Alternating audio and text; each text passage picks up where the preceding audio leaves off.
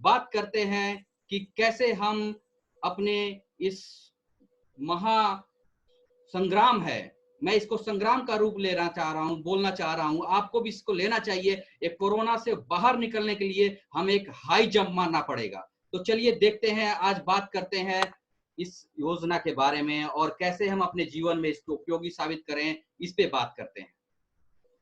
आत्मनिर्भर भारत अभियान की घोषणा 2 लाख करोड़ पैकेज के साथ।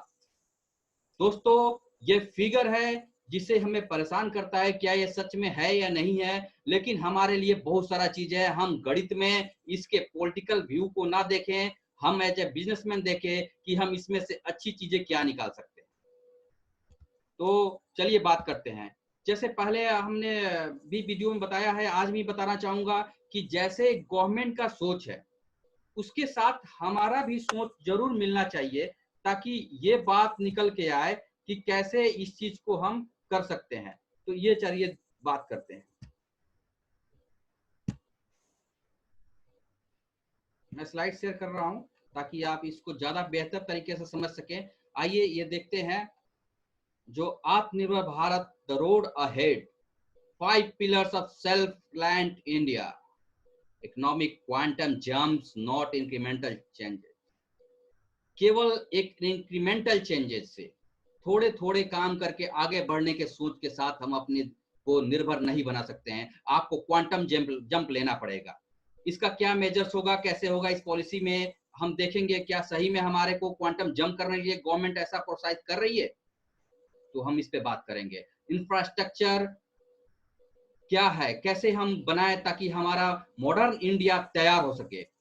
सिस्टम टेक्नोलॉजी ड्रिवन, सिस्टम को अब कैसे हम टेक्नोलॉजी से जोड़ सकें।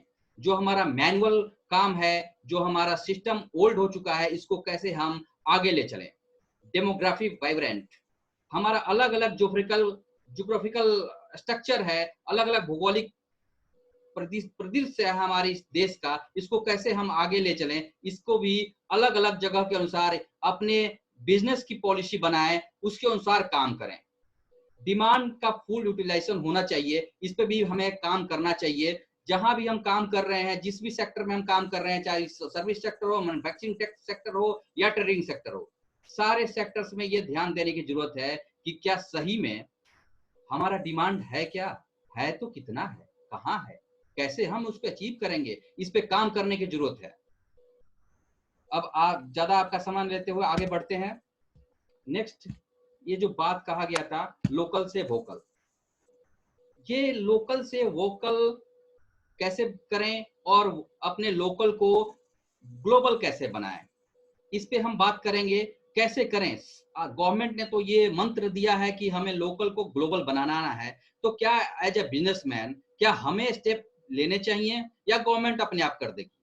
आपका क्या राय है, आपने कमेंट बॉक्स में आप जरूर लिखें। क्या हमें कुछ करना चाहिए? अगर आपको लगता है कि हमें करना चाहिए तो यस जरूर लिखें। बहुत सारे लोग हमारे साथ जुड़े हुए हैं, आप सभी का बहुत बहुत स्वागत है। आप बहुत अच्छे तरीके से इसे देख रहे हैं। अगर कोई प्रॉब्लम आ रही है, साउंड नहीं आ रहा हो, तो प्लीज कमेंट बॉक्स में जरूर लिखें ताकि मैं समझ सकूं। फेसबुक लाइव पे कल वीडियो में देखा मैं, आवाज कम आ रही थी, मुझे पता नहीं चल रहा था, लेकिन फिर भी आप उसको बताइए जरूर। अब आइए, कैसे हम इसको लोकल ब्रांड को अपने ग्लोबल बनाएं। ये काम करने के लिए सबसे पहले हमें अपने बिजनेस प्लान को डेवलप करना होगा। दोस्तों, हम क्या करते हैं कि बस सुन लिया, वो चाचा ने काम शुरू किया था, मैंने भी कर रहा हूँ, मेरा दोस्त कर रहा है, मैं भी कर रहा हूँ, किसी ने सलाह दे दिया, काम शुरू कर दिया। ऐसे आपका जो लोकल है ना ही वोकल बनेगा, ना ही ग्लोबल बनेगा। You have to make your own business plan, own thinking, and develop your business plan with any professional or any your colleague. आप अपने किसी भी साथी के साथ बैठ के ये बिजनेस प्लान को बनाएं, डिस्कस करें, उसको लागू करें। मेक ऑर्गेनाइजेशन स्ट्रक्चर, दोस्तों इस पे मैं बात करूंगा। चार्टर्ड अकाउंटेंट के नाते मेरे पास बहुत सारे केस आते रहते हैं और मैं ये देखता हूं कि ये जो चीजें हैं, वो मैं अपने टीम से बात करना चाहूंगा कि आवाज आ रही है? गीतिका प्लीज, फेसबुक लाइव पे आवाज आ रही है सही से? गीतिका, ओके, अब इसमें हम बात करेंगे ट्रेडमार्क, सॉरी, ऑर्गेनाइजेशन स्ट्रक्चर बनाइए। बहुत सारे प्रॉब्लम से आते हैं कि जो आप काम कर रहे होते हैं उसमें आपने शुरू कर दिया सोल प्रोप्राइटर, आप बिजनेस शुरू कर देते हैं, फिर आपका स्ट्रक्चर पता नहीं होता, वो डरते हैं बिजनेस करते हैं, पता नहीं हम प्राइवेट लिमिटेड में जाएं, एलएलपी में जाएं, एजुकेशन की कमी है, कहाँ करें कैसे करें, ये नहीं है। क्योंकि हम जब स्टडी करते हैं तो हमारा थॉट जॉब करने के लिए होता है कि हमें अच्छे नौकरी कैसे मिले, हम ऐसे अच्छा स्टार्टअप कैसे बने, इस पे हमारे पूरे जो एकेडमिक स्ट्रक्चर है वो नहीं बना हुआ है। तो इसके लिए अगर आप कहीं भी हैं तो पहले जब बिजनेस करने के पहले आप बिजनेस स्ट्रक्चर को जरूर समझें। आप अगर सोल प्रोप्राइटर में काम कर सकते हैं तो कर तो सकते हैं, लेकिन इसमें बहुत सारी चीजें प्रॉब्लम आ सकती है आगे जाके। ये आपका अगर ब्रांड रजिस्टर्ड नहीं है, आप इस पे काम कर रहे हैं और आप प्राइवेट लिमिटेड में जाते हैं तो ये आपको ये बिजनेस का फायदा वहां नहीं मिलेगा, या एलएलपी में जाते हैं तो नहीं मिलेगा। तो पहले अगर आप अभी व्यवसाय शुरू कर रहे हैं या शुरू करने के सोच रहे हैं तो जितना जल्दी हो सके इसको कॉर्पोरेट स्ट्रक्चर में लेके आइए। कॉर्पोरेट स्ट्रक्चर कैसे होता है, क्या होता है, ये समझिए। क्यों लोग कोई प्राइवेट लिमिटेड कंपनी खोलता है, क्यों नहीं आपको प्रोप्राइटरशिप में काम चला लेता है, क्यों होता है? जब आप अपने बिजनेस को लोकल को ग्लोबल बनाने की कोशिश करेंगे तो आपको ये जरूर देखना होगा कि क्या सही में ये ग्लोबल बन सकता है। इसके लिए आपके बहुत सारे प्रॉब्लम्स आ सकता है, फंड का प्रॉब्लम हो सकता है, लिक्विडिटी की प्रॉब्लम आ सकती है, आपको जो ब्रांड है उसमें प्रॉब्लम आ सकती है, लिटिगेशन हो सकता है, कई बार आप जो लोन लिए हैं वो एनपीए हो सकता है, आपकी पर्सनल जो आपने गारंटी दिया हुआ है इससे आपके जीवन में प्रभाव पड़ सकता है। इसलिए लोग कॉर्पोरेट स्ट्रक्चर को पसंद करते हैं, वहां रिस्क लिमिटेड होता है, जहां वर्ड लिखा रहता है प्राइवेट लिमिटेड। लिमिटेड मतलब हो गया कि उसका जो स्पेसिफिक चीज है वो लिमिटेड है, उसका जो रिस्क है वो लिमिटेड है। जहां जिस चीज की गारंटी कंपनी ने दी है उसके बिहाफ पे जो लोग दिए हैं वही उसके लिए जिम्मेवार होंगे। आपके पर्सनल लाइफ में ज्यादा कुछ, मैं नॉर्मल बात कर रहा हूँ, ज्यादा कुछ नहीं हो सकता है। ऐसा नहीं कहूंगा कि आप उसमें फ्रॉड कर लें और कर लें, ऐसा मैं बिल्कुल भी नहीं कह रहा हूँ, लेकिन आपको एक सपोर्ट करता है, आपको रिस्क को मिनिमाइज करता है। तो पहले ऑर्गेनाइजेशन स्ट्रक्चर को समझें। थोड़ा ये वीडियो लंबा होगा, लेकिन ये वेबिनार लंबा हो सकता है, लेकिन आपको ये बहुत फायदा देने वाला है। केवल मैं आपके इस पॉलिसीज को डिस्कस नहीं करूंगा, इसको कैसा इंप्लीमेंट करें इस पे भी बात करूंगा। तो प्लीज आप मेरे साथ अंत तक बने रहें, आपको बहुत सारा कुछ फ्री में मिलने वाला है। अब आपका बिजनेस प्रोसेस फ्लो चार्ट बनाने की जरूरत है। अब इसमें बिजनेस फ्लो चार्ट के लिए आपको पहले आपका क्या प्रोसेस चल रहा है, क्या आपको करना चाहिए। आप सभी को आवाज आ रहा है? प्लीज आप जरा अपने कमेंट बॉक्स में डालें अगर आपको आवाज सुनाई दे रही है, कोई दिक्कत नहीं हो रहा है तो प्लीज। मैं समझ नहीं पा रहा हूँ कि सही में आप लोग सुन पा रहे हैं या नहीं। ओके,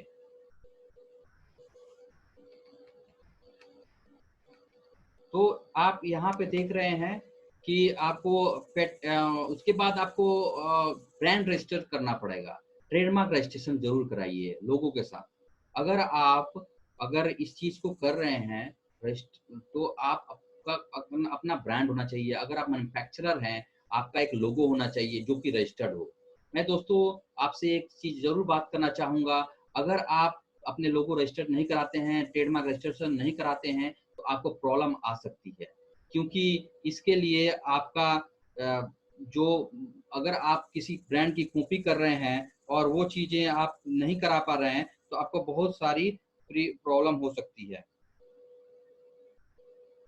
तो आप इस चीज को देखिए कि आपका ब्रांड रजिस्टर्ड है, आपका ब्रांड और लोगों के साथ रजिस्टर्ड है नहीं है, पेटेंट रजिस्ट्रेशन कराइए। अगर आपने कोई नया आइडिया लेके आए हैं, नया इन्वेंशन है, आपका आविष्कार नया किया है आपने, तो जरूर रजिस्ट्रेशन कराइए। क्योंकि इसके किए बिना अगर आप मार्केट में उतरते हैं तो आपकी कॉपी हो सकती है, आपके ऊपर केस भी दायर हो सकता है अगर आप किसी और के ब्रांड के ऊपर काम कर रहे हैं और वो रजिस्टर्ड नहीं है। तो एमएसएमई रजिस्ट्रेशन जरूर कराइए। अगर आप एमएसएमई रजिस्ट्रेशन नहीं कराए हैं तो प्लीज जरूर कराइए, अभी आप इसको करा सकते हैं। अभी तो वेबसाइट पे बहुत सारा वर्किंग लोड है, धीरे धीरे हो सकता है, किसी तरह पैनिक क्रिएट करने की जरूरत नहीं है, आप इसको कर सकते हैं। एमएसएमई मार्ट रजिस्ट्रेशन जरूर कराइए। एमएसएमई मार्ट ग्लोबल एक गवर्नमेंट ने शुरू किया है जो कि ई प्लेस है, ई मार्केट प्लेस है, जहां आप अपने सर्विसेज, अपने प्रोडक्ट लिस्टिंग कर सकते हैं। ये ग्लोबल रीच है, सारी टेंडर इसमें आती है गवर्नमेंट के, आप जितने पीएसयू हैं वो सारे लोग इस पे काम करते हैं। तो ये चीज को आप जरूर देखें। फिर उसके बाद आप ये देख सकते हैं कि एमएस जेड रजिस्ट्रेशन जरूर कराइए। जेड रजिस्ट्रेशन होता है कि आपका इन्वायरमेंट पे जो आपका प्रोडक्शन हो रहा है इसका नेगेटिव प्रभाव नहीं पड़ रहा है और आपकी क्वालिटी भी इम्प्रूव हो रही है। आपके प्रोडक्ट की क्वालिटी को गिराए बिना और इन्वायरमेंट को बिना नुकसान पहुंचाए हुए आप इस प्रोडक्शन को कर रहे हैं, इसका एक गवर्नमेंट सर्टिफिकेट देती है जिसको जेड सर्टिफिकेशन के रूप से जाना जाता है, और ये आप करा सकते हैं। तो ये कुछ चंद चीजें हैं जिसको हमें ध्यान में रख के अपने ब्रांड को आगे बढ़ा सकते हैं और काम कर सकते हैं। अब आइए, जो हमारा एमएसएमई डेफिनेशन जो मेन शुरू हो रहा है वो ये है कि आपको 3 तरह से एमएसएमई में बांटा गया है, माइक्रो, स्मॉल, मीडियम। माइक्रो में पहले जो 25 लाख, 5 करोड़ और 10 लाख 10 करोड़ की जो दी गई थी लिमिट, उसको बढ़ा दिया गया है। आपका सर्विस पहले अलग था, मैन्युफैक्चरिंग इंटरप्राइजेज अलग था, दोनों को कंबाइन कर लिया गया है। अब आप इस चीज को कंबाइन देख सकते हैं, या इसको कोई सर्विस और मैन्युफैक्चरिंग को अलग अलग देखने की जरूरत नहीं है। अब आप देखिए कि जो आपका 25 लाख का था वो अब 1 करोड़ हो गया है, और जो स्मॉल है वो 10 करोड़ हो गया है।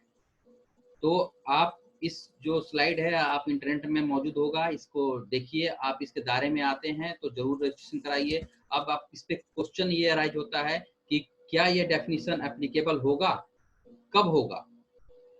तो ये तुरंत एप्लीकेबल नहीं होगा, इसके लिए ये नोटिफिकेशन आएगा या फिर आपको इसके पहले इसको अमेंड करना पड़ेगा एमएसएमई एक्ट में। अब चाहे वो एडमिनिस्ट्रेटिव तरह से हो या फिर संसद के थ्रू किया जाए, ये जब होगा तभी एप्लीकेबल होगा। तब तक के लिए अभी जो एग्जिस्टिंग क्राइटेरिया है वही चलेगा। इसका रजिस्ट्रेशन कैसे कराएं? दोस्तों, मैं आपसे एक बात करना चाहूंगा, बहुत सारे फर्जी वेबसाइट भी आ गए हैं जहां पे गवर्नमेंट के आप जब सर्च मारेंगे एमएसएमई उसके पहले दिखता है, और वहां जाएंगे तो पेमेंट के लिए वो करते हैं कि इतना पेमेंट करो फिर वो होगा। तो आप वहां नहीं जाना है। अगर आप नहीं समझ पा रहे हैं तो किसी कंसल्टेंट के थ्रू जाइए जिसको आप जानते हैं, या ऑनलाइन जिनकी पहुंच बहुत अच्छी है, सही तरीके से काम करते हैं, उनसे बात कीजिए। या नहीं तो आप खुद भी जा सकते हैं www.msme.gov.in पे, वहां लॉगिन करके आप रजिस्ट्रेशन कर सकते हैं अगर आप कर सकते हैं तो। इसमें कोई कॉस्ट गवर्नमेंट की नहीं लगती है, मैं क्लियर कर दूं। इसमें जो कंसल्टेंट है वो अपना चार्ज रख सकता है, बाकी गवर्नमेंट कोई इसमें नहीं लेती है। अब इसमें 12 तरह के बिजनेस को आगे बढ़ाने के लिए ये दिए गए हैं। जो उन्होंने तो 16 बताया है, लेकिन इसमें 12 लेता हूं जो बिजनेसमैन के लिए बहुत इंपॉर्टेंट है, वो हम देखना चाहेंगे। अब आइए, पहला जो सबसे ज्यादा हॉट टॉपिक बना हुआ है, 3 lakh crore collateral free automatic loan for business including MSME. ये क्या है? इस पे मैं पहले ही बात कर चुका हूँ और पिछले वीडियो में भी आज ही बताना चाहूंगा कि ये ऑटोमेटिक लोन फॉर बिजनेस है। मतलब आपको कोलेटरल देने की जरूरत नहीं है, ऑटोमेटिक इस पे कोलेटरल की सुविधा दी गई है। इसमें जो हमारा guarantee fund trust for micro and small enterprises CGTMSE, government और हमारे बैंकों के बीच ट्रस्ट का काम करती है, और यही इस चीज को आपके बिहाफ पे गारंटी देती है। इस गारंटी के साथ ही आप अपने लोन को ले सकते हैं। ये सुविधा 31 अक्टूबर 2020 तक होगा। इसमें कोई गारंटी फीस, कोई कोलेटरल नहीं देने की जरूरत है। अब इसे कैसे लें, क्या हमारे बिजनेस में क्या स्टेप्स लें? बहुत सारे कॉल्स मेरे पास आ रहे हैं, लोग इसको जानने के लिए उत्सुक हैं, कैसे करें, इसका लोन किसको मिल जाएगा? देखिए, साफ है, अगर आपका डॉक्यूमेंट्स क्लियर नहीं है, आप सही तरीका से डॉक्यूमेंट नहीं किए हैं, गवर्नमेंट लोन दे रही है आपको बिजनेस करने के लिए, ना ही आप किसी तरह उठाइए पैसे, किसी फंड को मिसयूटिलाइज कीजिए और वो कीजिए, तो ये नहीं होगा। आपको पहले देखा जाएगा, गवर्नमेंट तो एक पॉलिसी बनाई है, बैंक इसको देखेगी, आपके क्रेडेंशियल क्या है, आपका किस तरह से बिजनेस कर रहे हैं, आपका पास्ट क्या रहा है, आगे आपका क्या स्कोप है, उसके साथ ही इस लोन को दिया जाएगा। तो आपको ये सुविधा मिलेगी। अब इसके लिए आपको पहले रजिस्ट्रेशन तो कराइए ही कराइए एमएसएमई में, साथ में आप पिछला जो आईटीआर फाइल किए हुए हैं उसको इकट्ठा कीजिए, उसको एक फाइल में रखिए, फाइनेंशियल स्टेटमेंट जो बने हैं पीछे वो भी लेके रखिए, साथ में आपका जो नया फाइनेंशियल ईयर जो अभी कंप्लीट हुआ है 2019-20, इसके बैलेंस शीट को बहुत अच्छे तरीका से बनाइए, सही तरीका से बनाइए, ये सोच के ना बनाइए कि मुझे टैक्स कम देना है या हमें किसी तरह से टैक्स की चोरी करनी है। आपको लोन लेना है, अपने बिजनेस को ड्रेसअप करना है, बिजनेस को सर्वाइव करना है, बिजनेस को आगे ले जाना है, इसके तहत आप अपने फाइनेंशियल्स को बनाइए, तभी ये आपको फायदा दे सकता है। अब आइए कि आईटीआर भी जरूर फाइल कीजिए। अभी आईटीआर का जो टाइम नहीं, अब उसका नोटिफाई नहीं हुआ है, फॉर्म्स आ जाएंगे फॉर्म्स, उसके बाद आप जरूर फाइल कीजिए उसके, क्योंकि इसमें अभी टाइम लगेगा, अभी तुरंत इस नोटिफाई होगा, इस पे प्रोसेस बनेगा, सब चीज तैयार होगी, इस पे डॉक्यूमेंटेशन तैयार होगा, प्रोसेस तैयार होगा, तो इसमें टाइम लगेगा, तब तक तो आईटीआर भी आपका भरे जाने लगेगा, आप फाइल कर सकते हैं। प्रोजेक्ट रिपोर्ट बनाइए 5 सालों के साथ अपने क्लियर गोल को ध्यान में रखते हुए, आप क्या करने वाले हैं, क्या आपका सेल होगा, क्या आप आगे बढ़ेंगे, कैसे बढ़ेंगे, रॉ मटेरियल्स क्या होगा, कहाँ से परचेज करेंगे, मार्केट रिसर्च क्या है, ये सारा डिटेल प्रोजेक्ट रिपोर्ट लगेगा। Approach to the PSU bank with bank circular, जो भी उनका सर्कुलर निकलेगा पहले उसे पढ़िए, फिर बैंक के पास जाइए, बात कीजिए, किसी ज्यादा मीडिएटर के बीच में फंसने की जरूरत नहीं है, क्योंकि आपको क्या होता है, मैं देखता हूँ छोटे शहरों में ये काम होता है, 1 लाख का लोन है जिसमें 30% बीच में कोई ना कोई जो ब्रोकर्स होते हैं वो ले लेते हैं, लोन तो आपको 1 लाख चढ़ गया, लेकिन आपको पैसा मात्र 70,000 ही मिला। तो इस चीज का बड़ा ध्यान रखिए कि ये चीज ना हो, आप खुद इस पे अप्रोच कीजिए, ये तो आपका अपना काम है, जरूर पढ़िए समझिए। आजकल तो प्रिंट मीडिया के साथ साथ इलेक्ट्रॉनिक मीडिया की जमाना है, आप यूट्यूब से या बहुत सारे से आप इस चीज को ले सकते हैं, पढ़ सकते हैं, देख सकते हैं। इसके लिए आप एमएसएमई ब्रांच में जाइए, एक एमएसएमई अलग ब्रांच होता है, एक सर्विस ब्रांच होता है। सर्विस ब्रांच वालों को ये चीज समझ नहीं आता है कैसे लोन प्रोसेस करें, लोन तो डॉक्यूमेंट रख लेते हैं लेकिन बहुत फास्ट प्रोसेस नहीं होता है, क्योंकि उनको प्रोसेस पता नहीं होता है, उनके जो पावर होते हैं उनके अंदर आता नहीं है। ये एमएसएमई ब्रांच अलग होता है, पता कीजिए, जो भी आपका बैंकिंग है, जो भी ब्रांच है वहां पता कीजिए, आसपास जरूर कोई ना कोई एमएसएमई ब्रांच होगा, वहां अपने फाइल को लीजिए। तो जो मैं बताया आपका जो पॉइंट है, इस चीज को ध्यान में रखिए, इसकी तैयारी कीजिए कि हमारा डॉक्यूमेंट सही बना हुआ है, सही काम हो रहा है, सही तरीके से चल रहे हैं, इस पे ध्यान देने की जरूरत है। अब आइए 20,000 करोड़ सॉवरेनेट डेब्ट फॉर स्ट्रेस्ड एमएसएमईज। अब इसमें क्वेश्चन उठता है, कोई ऐसे, कल भी मेरे पास एक फोन आया था जिन्होंने बात किया कि क्या एनपीए मेरा किसी भी कारण से हो गया था, बहुत ज्यादा बिजनेस नहीं चल पाया, लेकिन मैं लोन ले चुका था, क्या ये मेरे को भी लोन मिल सकता है क्या? इस पे हम बात करेंगे कि इनको लोन मिलेगा, कैसे मिलेगा, लेकिन जी हाँ, उनको भी मैं इतना ही बोलूंगा कि जरूर मिलेगा। उनको क्या देखना है, क्या नहीं देखना है, किसको मिलेगा, इस पे मैं बात करूंगा। इसमें भी CGTMSE द्वारा आपको क्रेडिट फैसिलिटी दिया जाएगा, यानी कि बैंक को ये ट्रस्ट है जो आपके बिहाफ पे एक गारंटी देगी कि अगर आप लोन न चुका पाए तो ये देंगे आपको लोन, इनको देना पड़ेगा। अब आप लोन इस ध्येय से ना ले कभी भी कि इसे देना ही नहीं, लोन देना पड़ता है। सीजीटीएम जो ट्रस्ट है वो गारंटी देती है, लेकिन इसका ये मतलब नहीं है कि आप लोन नहीं देंगे तो आप बच जाएंगे। आपकी जो प्रोसेस होता है उसको तो करना पड़ेगा, वो सारी प्रक्रिया होती रहेंगी। तो आप लोन जब जरूरी है, जिस चीज के लिए आप ले रहे हैं उसको यूटिलाइज कीजिए, तभी लीजिए। इसमें 4,000 करोड़ का इन्होंने फंड सपोर्ट दे रहे हैं सीजीटीएमएससी को कि वो आपको इसको क्रेडिट फैसिलिटी दें। अब क्वेश्चन उठता है, whether NPA declared organization can be benefited to this scheme? क्या एनपीए जो डिक्लेयर हो चुके हैं ऑर्गेनाइजेशन हैं, क्या उनको भी इस स्कीम का फायदा मिलेगा? बिल्कुल मिलेगा।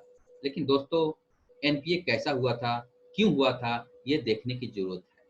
क्या उनका जहां भी लोन चल रहा होता है उनके फाइनेंशियल्स क्या है, उनके बिजनेस कैसे चल रहे हैं, उनके मार्केट में क्या पहुंच है, उस मार्केट का क्या ट्रेंड है, ये बैंकर्स को पता होता है। तो ये देख के दिया जाएगा कि लोन पीए सुओ मोटो हुआ है, आपके जानबूझ के आपने इसको एनपीए किया है, या सही में आपका उस इंडस्ट्री का जो ओवरऑल ग्रोथ है वही नहीं था, इससे कारण हुआ है। अगर इस कारण से हुआ है तो फिर आपको लोन मिलेगा। लेकिन अगर आप ऐसे डिफॉल्टर हैं, अगर आपको इस बैंकर्स को ये लगता है कि ये तो आप एनपीए जानबूझ के किए हुए हैं, तो आपको नहीं मिलेगा। आपको जो आपका क्रेडिट स्कोर है, जो आपका सिविल है, अगर वो खराब है तभी मिलेगा, बिल्कुल मिलेगा। ये भी आपका इंटरव्यू और इस चीज़ों से पता चलेगा कि आपका सिविल स्कोर क्यों खराब हुआ। कई बार क्या होता है, हम लोन लेते हैं या फिर हम क्रेडिट कार्ड का पेमेंट नहीं कर पाते हैं, तभी हमारा सिविल स्कोर कम होता है। बाद में भले ही पेमेंट कर दें, यानी कि हम जितनी बार डिफॉल्ट करते हैं हमारा सिविल स्कोर नीचे गिरता है। एंड इसका प्रोसेस क्या होगा ये आगे बताया जाएगा, इस पर डिटेल डॉक्यूमेंटेशन आएगी बाद में। क्या प्रोसेस होगा, क्या क्राइटेरिया होगा, क्या इनकी सोच होगी, कैसे फ्लो चलेगा, ये सब चीज आगे डिस्कस किया जाएगा। ये तो अभी एक ओवरऑल डिस्कशन का पॉइंट रखा गया था जो आपके सामने है। अब आया 50,000 crore equity infusion for MSME through fund of funds. ये पीछे भी मैं बोल चुका हूँ, ये बहुत ही बढ़िया है। अगर इस चीज को सही से इम्प्लीमेंट किया जाता है तो ये पहले भी यूके सिन्हा कमेटी द्वारा ये बता दिया गया था कि इस पे काम करना चाहिए। और इसको अभी जो बजट आया था फरवरी में, इसमें भी इस चीज को डिस्कस किया गया था कि इसको रिकमेंड किया गया था और इसको भी बढ़ाने की बात थी। वहाँ 10,000 करोड़ का था, अब इसको बढ़ा के 50,000 करोड़ किया गया है। इसमें क्या होगा कि आप तो इक्विटी इशू नहीं कर पाएंगे, क्योंकि इक्विटी इशू करने के लिए बहुत सारे क्राइटेरिया है। लेकिन एक ऐसा मदर फंड बनाया जाएगा, तो 10,000 कॉर्पस के साथ होगा, 10,000 करोड़ सॉरी 10,000 करोड़ के साथ शुरू होगा। और इसमें एक मदर फंड होगा और कुछ डॉटर्स फंड होंगे। बहुत सारे डॉटर्स फंड होंगे जो कि दूसरे जो ऑर्गेनाइजेशन होंगे, जो उनका देखा जाएगा क्या स्ट्रक्चर है, कैसे बिजनेस कर रहे हैं, कितनी फंड रिक्वायरमेंट है, कैसे है, उसके अनुसार उनके कुछ शेयर्स वो परचेज करेंगे। आई थिंक इसमें मैं अनुमान के तौर पे मैं बोल सकता हूँ 15% या इस तरह कुछ रिकमेंडेशन हुई है, जिसको वो परचेज करेगी और आप उस उतना पैसा आपको मिलेगा और आप इस चीज को अपने बिजनेस में लगाएंगे। यानी कि टोटल ये 50,000 करोड़ 50,000 करोड़ का लीवरेज जनरेट करेगा, जो कि एमएसएमई को बहुत बल देने वाला है, जो आगे बढ़ाने के लिए है। और इसमें एक कोशिश की जाएगी एमएसएमई जो बढ़िया परफॉर्म कर रहे हैं, जो अपने टारगेट को मीट आउट कर रहे हैं, उनको भी प्रोत्साहित किया जाएगा कि स्टॉक एक्सचेंज में वो रजिस्टर्ड हो। अब आया इसमें इंपॉर्टेंट क्वेश्चंस, ये तो पहले ले लिया गया है।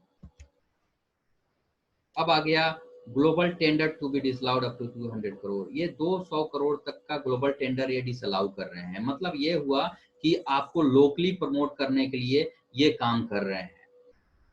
तो क्या ये, पहले मैं अगला स्लाइड में देखता हूँ, क्वेश्चन उठता है कि ये इसका यूज हम कैसे करें एज ए बिजनेसमैन। ठीक बात है कि आप टेंडर ग्लोबल नहीं निकालेंगे, लोकल निकालेंगे, तो पहले क्या हम तैयार हैं एज ए एमएसएमई? क्या हमारे पास वो जो क्राइटेरिया है, जो उनके निर्देशित दिशा निर्देश है, क्या उसके अनुसार हम तैयार हैं, हमारी ऑर्गेनाइजेशन तैयार है?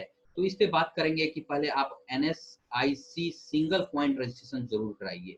अगर आप मैन्युफैक्चरर हैं, आप सप्लाई करना चाहते हैं, तो आप एनएसआईसी अगर सिंगल पॉइंट रजिस्ट्रेशन कराते हैं तो आपको गवर्नमेंट टेंडर में, मैं बात कर रहा हूँ गवर्नमेंट टेंडर में, जो ईएमडी लगता है, जो आपको एक डीडी बना के या एफडीआर के रूप में देना पड़ता है, उसकी जरूरत नहीं हो।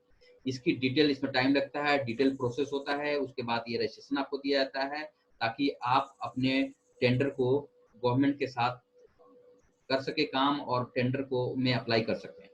GeM registration government e market portal है, जहां पे गवर्नमेंट ऑटोमेटिक बिना टेंडर का वहीं से जो कोटेशन रेज करेगी, आप उस पे अपना कोटेशन देंगे और उसके बाद आपको ऑर्डर दे दिया जाएगा। बहुत सारे जो सैनिटाइजर्स हैं ये सारे इस पे हो रहे हैं काम। जैसे लॉकडाउन खुलेगा सैनिटाइजर्स, मास्क, ये सारी चीजों का डिमांड बढ़ने वाला है। स्टेशनरी हो गया, ये हो गया, बहुत सारे। गवर्नमेंट बहुत ज्यादा आपको परचेज करती है मार्केट से। अगर गवर्नमेंट की सप्लाई ही लोकली कर दिया जाए तो बहुत सारा स्टेशनरी है, आपको डॉक्यूमेंटेशन का पार्ट है, प्रिंटिंग का पार्ट है, आपका जो उनके यहाँ जो फूल होते हैं सजावट के लिए, आप प्रोग्राम होते रहते हैं, आप देखते हैं कितने बड़े बड़े से वहाँ पे सजाने के लिए जो फूलों का गुलदस्ता ये सब यूज किया जाता है। ये सारा लोकली टेंडर होगा, लोग इसमें भाग लेंगे और तो बहुत अच्छा इकोनॉमी क्रिएट हो सकता है, लोग आगे बढ़ सकते हैं। अब एक और पीछे में बात किया था, यहाँ भी बात करूंगा। एमएसएमई मार्ट ग्लोबल में रजिस्ट्रेशन जरूर कराइए। इसका फीस बहुत नॉमिनल है, गवर्नमेंट ने 50% इसमें रिबेट दिया है, आप 3000 में आप इसको कर सकते हैं। साथ में जेड सर्टिफिकेशन जरूर कराइए, क्योंकि आने वाले दिनों में गवर्नमेंट इसको कंपल्सरी कर देगी कि आपका अगर जेड सर्टिफिकेट,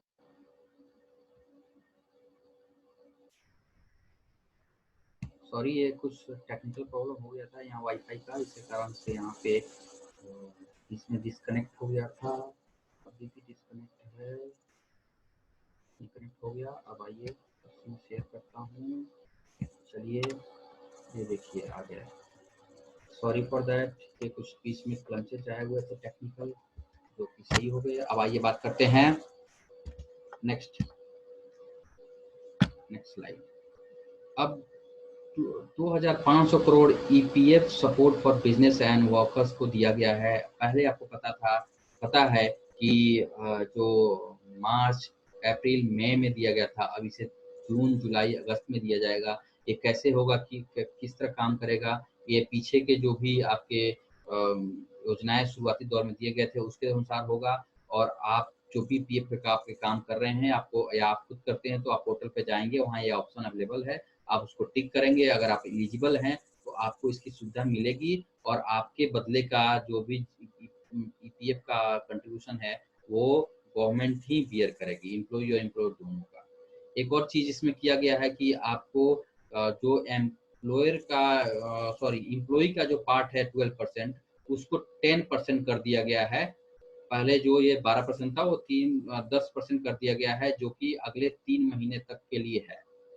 यानी कि अब आप अपने जो एम्प्लॉय के से हैं वो आप अगर आप ऊपर वाले स्कीम में नहीं आते हैं तो आपको 10% ही अपने पीएफ के रूप में अपने एम्प्लॉय से डिडक्ट करेंगे, ताकि उनके पास लिक्विडिटी बढ़े, वो ज़्यादा उनके पास पैसा आए और वो काम करे। तो मैं बताया कि इसमें जो 90% से नीचे आपके एम्प्लॉय होना चाहिए, 90% ऐसे एम्प्लॉय होने चाहिए जिनकी सैलरी 15,000 से नीचे है, तो इस स्कीम में आते हैं। और ये आपके एम्प्लॉय स्ट्रेंथ 100 से ज़्यादा नहीं होना चाहिए। ये आपको ऑटोमेटिक ई पोर्टल जो ईपीएफ का है वहाँ पे आपको इनेबल करने का की सुविधा होती है, आप कर सकते हैं। अब लिक्विडिटी थ्रू टीडी, अब मैं एक बात करूंगा, टैक्स की बात करूंगा।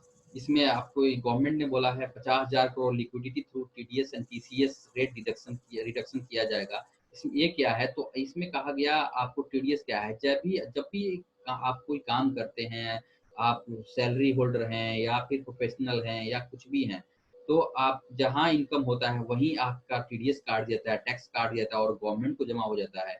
बाद में जब आप रिटर्न फाइल करते हैं तो वापस मिलता है। इसी तरह टीसीएस होता है, टैक्स कलेक्टेड एट सोर्स होता है, जहाँ पे जैसे ये वाइन हो गया या शराब की दुकानें हो गई, ये सब चीजें जहाँ होता है, स्क्रैप हो गया, वहाँ पे टीसीएस लगता है। तो उन जो सैलरी को छोड़ के जो सैलरी होल्डर है उनको उन पे टीडीएस जो लगता था वही लगेगा जैसे जैसे, लेकिन जो अदर देन सैलरी है उनका 25% रेट कम कर दिया गया है। मतलब जिसका जैसे मान लीजिए प्रोफेशनल का टैक्स 10% था, तो अब 25% कम हो जाएगा, यानी कि आपको 7.5% ही टैक्स लगेगा, टीडीएस लगेगा।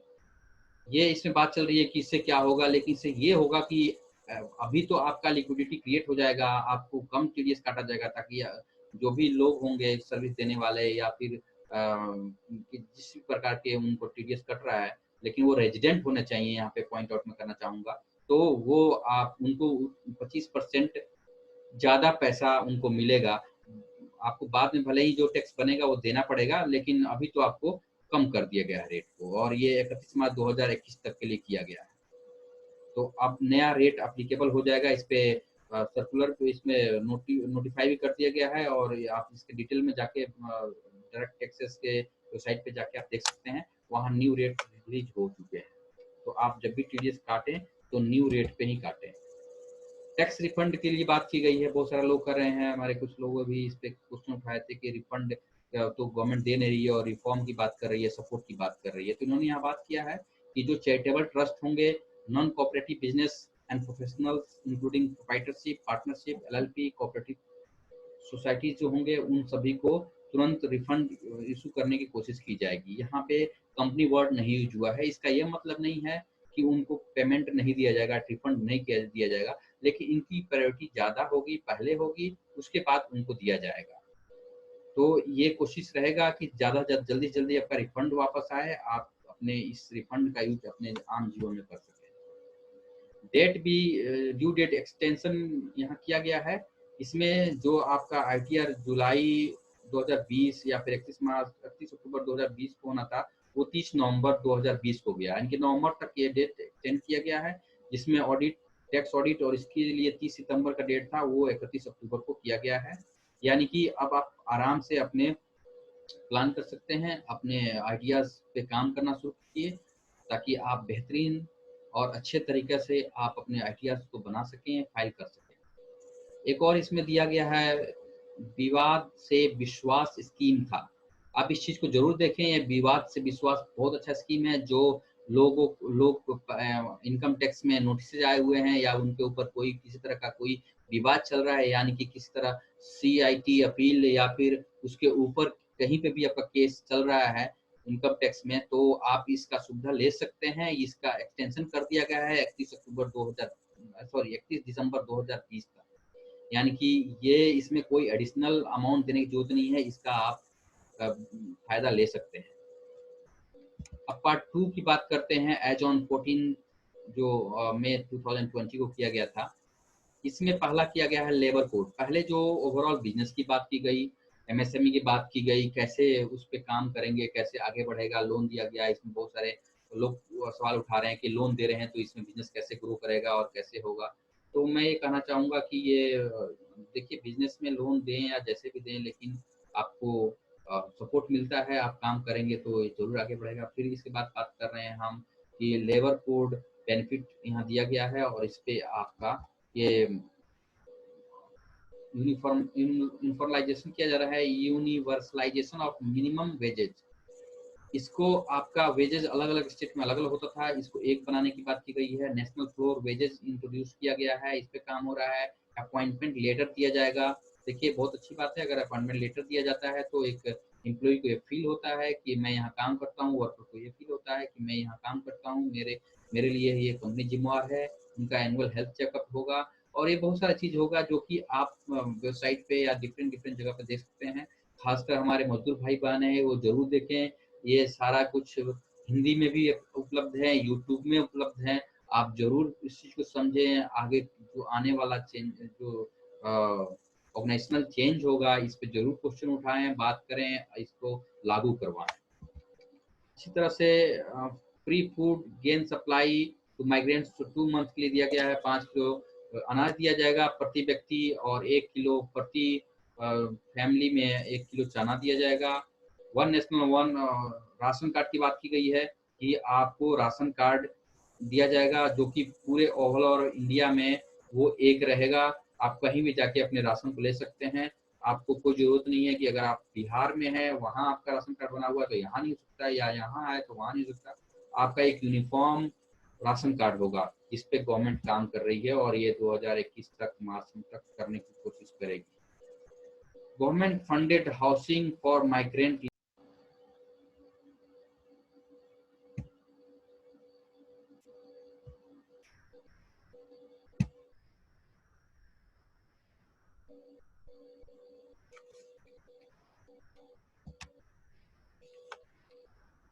इस तरह से आपका अफोर्डेबल रेंटल हाउसिंग के, सॉरी कुछ इंटरनेट की प्रॉब्लम आ रही है और बीच बीच में जा रहा है, तो ये कुछ प्रॉब्लम से यहाँ टेक्निकल हो रहा है। मैं कोशिश कर रहा हूँ कि इसे सही हो, ताकि हम आपको हर्डल फ्री कर सकें इस चीज़ को। बिल्कुल। तो ये आपका अफोर्डेबल हाउस की बात हो, ये बताया गया है कि अगर ऑर्गेनाइजेशन जहाँ आप काम करते हैं, चाहे गवर्नमेंट हो या पीएसयू हो, वहाँ आप वहीं पे घर बनाया जाए, आपको घर दिया जाए ताकि आप उसको करें। इसके लिए गवर्नमेंट उनको इंसेंटिव देगी, उनको प्रोत्साहित करेगी ताकि इस पे काम हो सके। तो ये भी बहुत अच्छी बात है, ये काम यहाँ पे करने की बात की गई है। तो शिशु लोन है, मुद्रा लोन, छोटा लोन जो 50,000 तक का होता है, इसमें 2% और छूट देने की गवर्नमेंट बात की है कि आपको इंटरेस्ट 2% कम देना पड़ेगा। और खासकर जो हमारे रेहड़ी पटरी या रोड पे जो काम करने वाले लोग हैं, जो अपना व्यवसाय करते हैं, जैसे कि पकौड़े का व्यवसाय कर दिया या फिर कुले छोले या ये सब जो काम करते हैं रोड पे किनारे किनारे, उनके लिए भी स्पेशल क्रेडिट फैसिलिटी की बात की गई है ताकि उनको भी एक क्रेडिट फैसिलिटी दिया जा सके। पार्ट 3 है जो कि मैं यहाँ कवर नहीं करूँगा, नेक्स्ट सेशन में करूँगा। आप लोग मेरे साथ बने रहे, बहुत बहुत धन्यवाद आपका। इससे मैं कोशिश कर रहा हूँ कि आप इसका बेनिफिट उठाएं। मैं ये ज़रूर सोचना चाहूँगा कि आप इसका बेनिफिट उठाएं। मैं ओवरऑल देखूँ अभी तक के जो दो पार्ट 1 पार्ट 2 था, इसमें गवर्नमेंट आपको बिजनेस करने के लिए प्रोत्साहित कर रही है, लोन देने की बात कर रही है ताकि लोन दें, आपको आगे बढ़ाया जाए। देखिए एज ए बिजनेसमैन हमें ये भी एक्सपेक्ट करना चाहिए कि अगर लोन मिल रहा है हम उसको यूटिलाइज करें, सही तरीके से मिल रहा है तो हम जरूर आगे बढ़ सकते हैं। गवर्नमेंट के पास फंड क्या है, कैसे है, ये तो सबको पता है। जब तक टैक्स वैक्स नहीं बनता है, टैक्स का ये चीज़ें नहीं होती है, तब तक चीज़ों को देखनी होगी। हमें तो जो है, जो परिस्थितियां हैं, इसी में आगे बढ़ने की कोशिश करना है, आगे बढ़ते रहना है और चलते रहना है। मैं हमेशा चाहूँगा आप भी पॉजिटिव अपने जीवन में बनाए रखें। घर पे रहें, अभी लॉकडाउन खुलता है तो ये हमारी खुद की जिम्मेवारी है कि हम अपने आप को कैसे सही तरीके से रह सकते हैं, सही प्रकार से अपने जीवन को चला सकते हैं, इस महामारी से बच सकते हैं। आपका बहुत बहुत धन्यवाद हमारे साथ बने रहने के लिए। Thank you all of you.